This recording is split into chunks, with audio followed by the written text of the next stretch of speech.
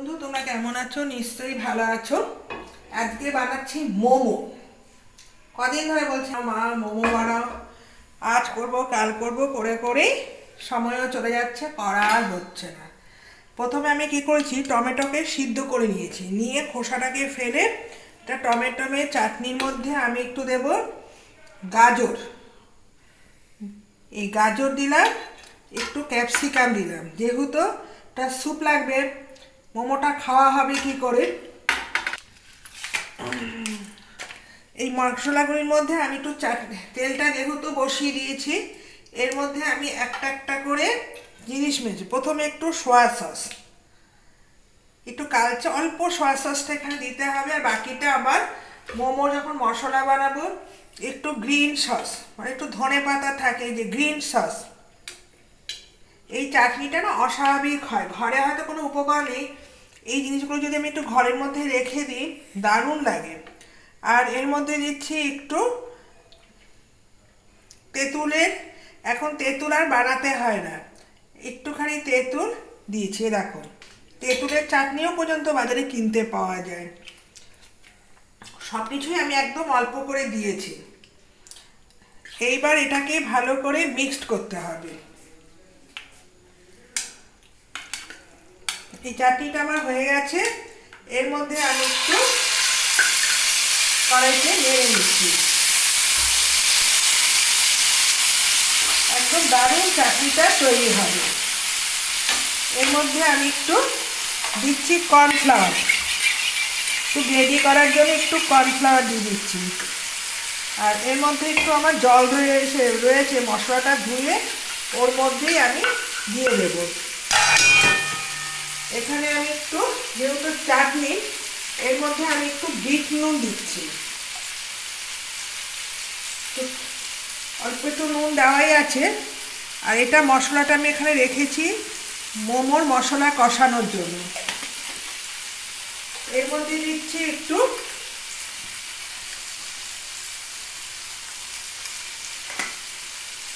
এবার একটু, যেহেতু চাটনি হবে, একটু গোলমরিচের গুঁড়ো দিয়ে দিচ্ছি।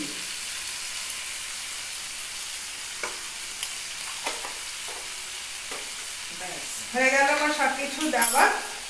এইবার আমি কি করছি, এই জলটা কর্নফ্লাওয়ার গোলার জলটা আমি এর মধ্যে দিয়ে দিচ্ছি। এবার আমি এগুলো ভালো করে দেখো মিশিয়ে নিচ্ছি।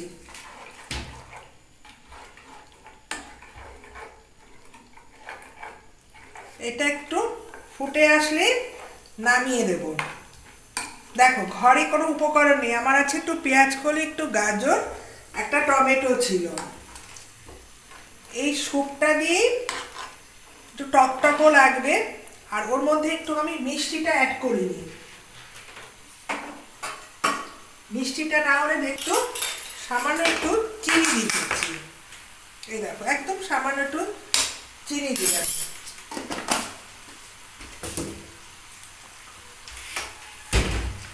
দিয়ে মোমো তৈরি করবো।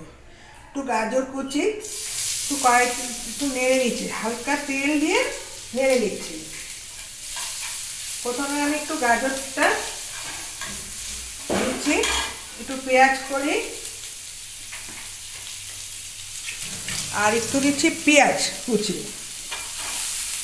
ঘরে থাকা উপকরণ দিয়েই আমি বানাবো। আর একটু দিচ্ছি গোলমরিচ গুঁড়ো, চাট মশলা, আর বিট নুন।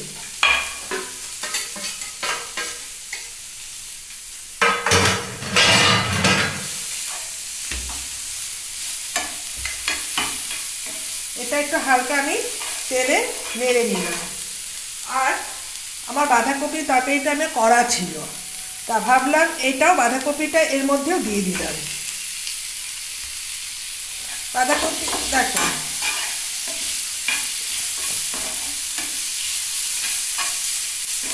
এটা আমি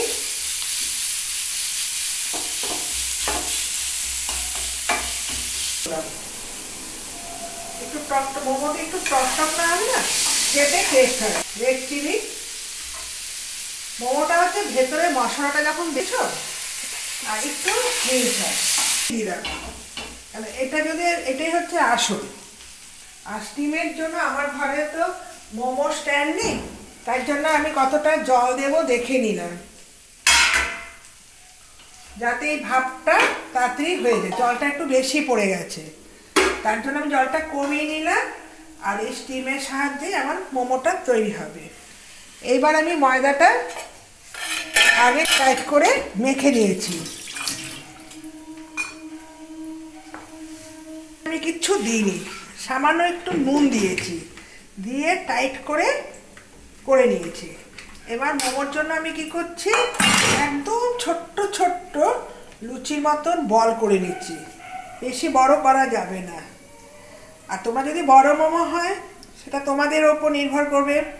আমি একদম বড়ও করব না, ছোটও করব না, তা বিভিন্ন একটু বড়ও করছি, একটু ছোট করছি।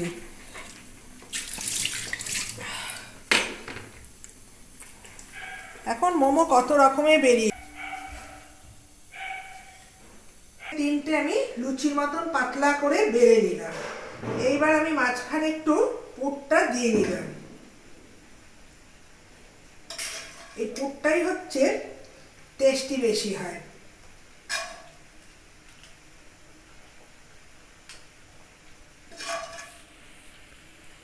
বেরিয়ে গেছে ভাপ, এই দেখো জলটা টকবক করে ফুটছে, ধোঁয়া বেরিয়ে গেছে। এর মধ্যে আমি একটু অয়েল ব্রাশ করে নিই। অয়েল ব্রাশটা না দিলাম,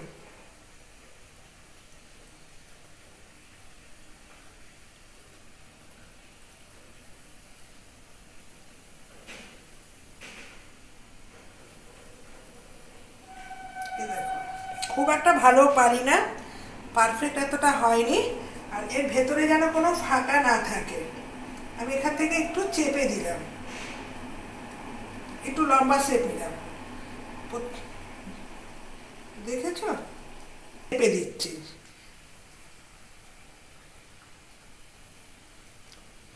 চেপে চেপে দিলে কি ঠিক এইভাবে আর এইভাবে, এটা হচ্ছে সবচেয়ে সহজ পদ্ধতি। এইবার আমি কি করছি, এইভাবে একটু লম্বা শেপ করে চেপে দিচ্ছি।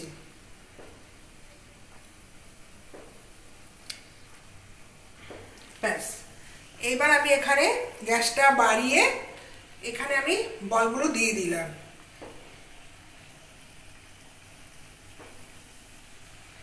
ব্যাস, এবার আমি চাপা ঢাকা দিয়ে দেব, সিদ্ধ হয়ে যাবে। উল্টিয়ে দিচ্ছি, আর গ্যাসটাকে একটু বাড়িয়ে দেব, যাতে তাড়াতাড়ি বাষ্পটা তৈরি হয়েছে, একটু টেস্ট, একটা সুন্দর একটা কালার আসবে। একটু মাঝে মাঝে একটু উল্টিয়ে পাল্টিয়ে দেখতে হবে। মোমো এই স্যুপ দিয়ে খেতে দারুণ লাগবে, বানানো ট্রাই করো, মনে হচ্ছে বারবার মোমো খাওয়া, তো আর খাবো তোমরাও।